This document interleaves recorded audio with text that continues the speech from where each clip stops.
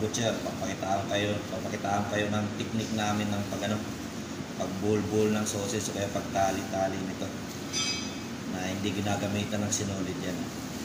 Bali ikot-ikot lang yan mga kabutcher.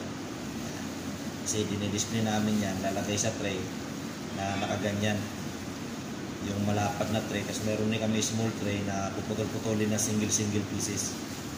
Yan. Pwede rin naman yan ganyan lang kasi hindi namin tinahan nilalapag namin sa chiller. Yan, sa display counter namin.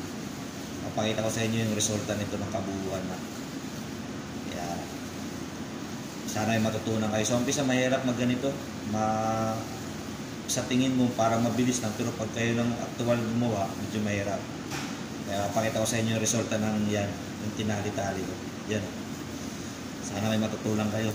God bless mga kabutcher.